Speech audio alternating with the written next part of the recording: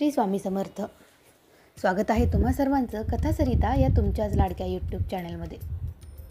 घटस्थापना आता अवघ्या काही दिवसांवरच येऊन ठेपलेली आहे.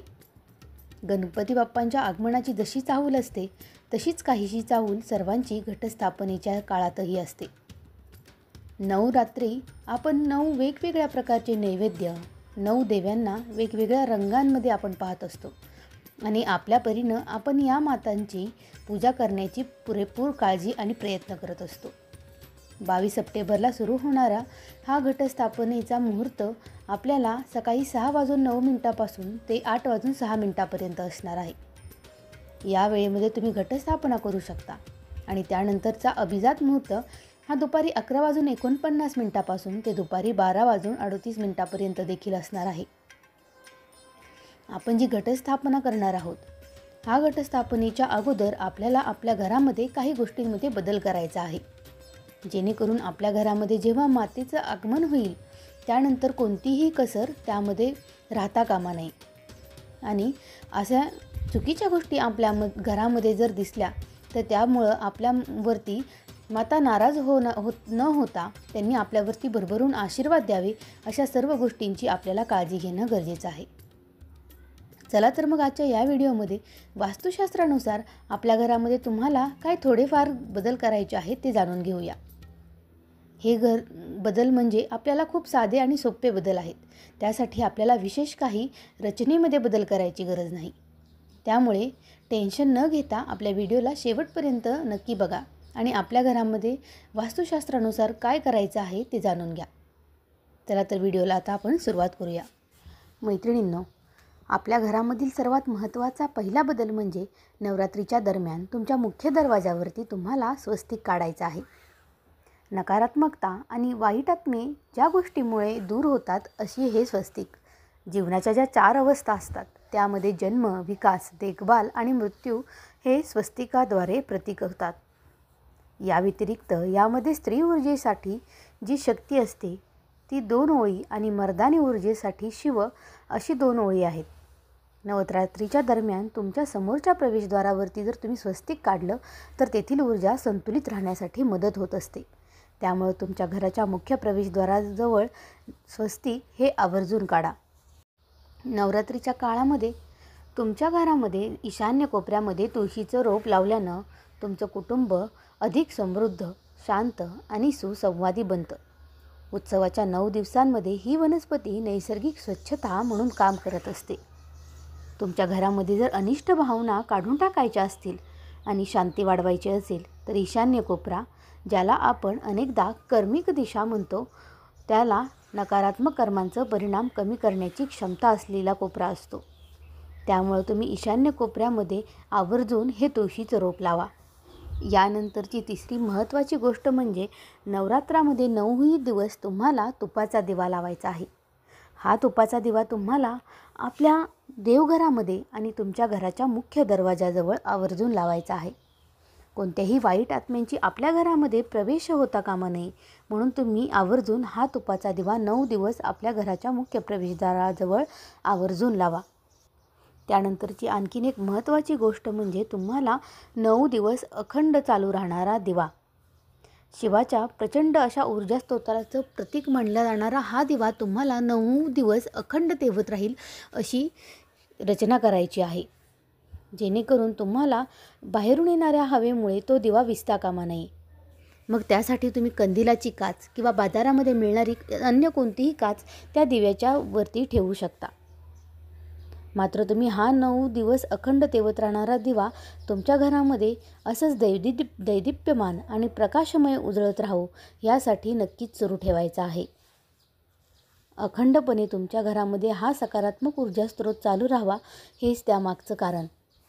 यासोबतच सुसंवाद, संपत्ती, शांतता आणि आनंद अशा सर्व गोष्टी तुम्हाला ज्या मध्ये आहेत असा पाण्याने भरलेला कलश दोलायमान फुलांनी तुमच्या आयुष्यामध्ये आणू शकता. नवरात्रीच्या काळामध्ये तुमच्या घरामध्ये असा कलश असावा. हे उपस्थित असू शकतील अशी कोणतीही प्रतिकूल ऊर्जा तुम्हाला यासाठी मदत करत असते. कलश हे देवांच्या घरासारखे असतात.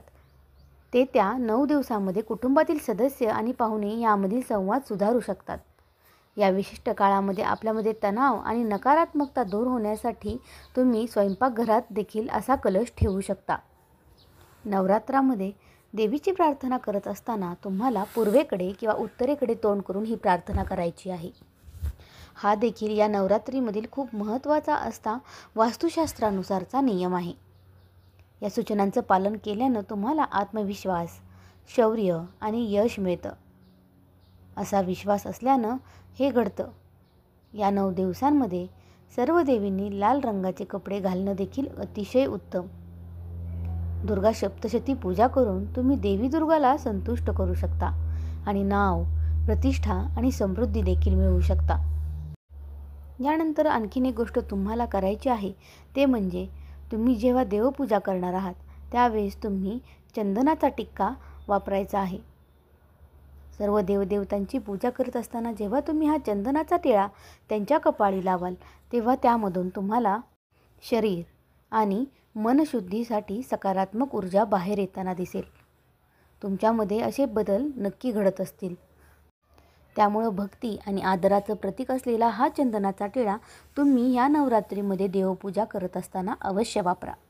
यानंतर तुम्हाला पुढचा जो नियम पाळायचा आहे तो म्हणजे तुम्ही देवपूजा करण्यासाठी जे काही सामान वापरणार आहात ते सर्व सामान तुम्हाला तुमच्या घराच्या आग्नेय दिशेला ठेवायचं आहे. आणि यानंतर जेव्हा तुम्ही देवपूजा करणार आहात त्या ठिकाणी तुम्हाला ज्या काही वस्तू वापरणार आहात त्या शक्यतो हिरव्या, गुलाबी आणि पिवळ्या रंगाच्या असाव्यात, हे मात्र लक्षात ठेवा. वास्तुशास्त्रानुसारचा पुढचा नियम म्हणजे तुम्हाला घरामध्ये करायचा असणारा शंखनाद. शंखनादामुळे घरामध्ये वायुलहरी निर्माण होऊन तुमच्या घरामधील नकारात्मकता त्वरितच बाहेर होते आणि तुमच्या घरामध्ये सकारात्मक गोष्टींचा प्रवेश होत असतो. त्यामुळं ह्या 9 दिवस तुम्हाला शंखनाद हा अवश्य करायचा आहे. यासोबतच घराच्या ईशान्य आणि पूर्व कोपऱ्याला तुम्हाला धूप प्रज्वलित करायचा आहे. ह्या दोन्हीही दिशांना जेव्हा तुम्ही धूप जाळाल त्यावेळी तुमच्या घरामध्ये सकारात्मक ऊर्जा निर्माण होण्यास मदत होत असते. नवरात्रीमध्ये जर तुम्हाला तुमच्या घरामध्ये आनंद, पैसा आणि सुखसमृद्धी आणायची असेल तर तुमच्या घरामध्ये गोमूत्राचा वापर देखील तुम्हाला अवश्य करायचा आहे. साध्या गाईच्या मिळालेल्या ह्या गोमूत्रापासून तुम्हाला घरामध्ये अशुद्धता ही नाहीशी होत असते आणि पावित्र्य घराचं टिकवलं जातं. त्यामुळे 9 दिवस तुम्हाला हे गोमूत्र तुमच्या घराच्या 4ही कोपऱ्यांवरती शिंपडायचं आहे, जेणेकरून घरामध्ये सर्व सकारात्मक दृष्टिकोन तयार होईल. घरामधील कोणत्याही व्यक्तीच्या मागे ग्रहदोष असेल किंवा 7.5 असेल तर अशा वेळी तुम्ही 9ही दिवस तुमच्या घरामध्ये देवी भागवतचं पठण करू शकता. ही तुमच्यासाठी चालून आलेली एक सुवर्ण संधीच आहे की जेणेकरून ह्या काळामध्ये तुम्ही देवी भागवतचं जर वाचन केलं तर 9ही दिवस ह्या वाचनामुळे तुमच्या मागील सर्व 7.5 आणि सर्व ग्रहदोष हे दूर होण्यास मदत होत असते. सगळ्यात महत्त्वाची गोष्ट म्हणजे नवरात्र सुरू होण्याआधीच तुम्हाला तुमच्या घराला स्वच्छ आवरायचं आहे. प्रत्येकच ठिकाणी नवरात्र सुरू होण्याआधी ही लगबग सुरूच असते. कारण की जेव्हा आपल्या घरामध्ये माता पार्वती, माता दुर्गा, माता सप्तशती अशा 9 देव्यांचं आगमन होत असतं तेव्हा त्या अगोदर आपलं घर हे सर्व गोष्टींपासून परिपूर्ण आणि स्वच्छ असावं हा त्यामागचा उद्देश.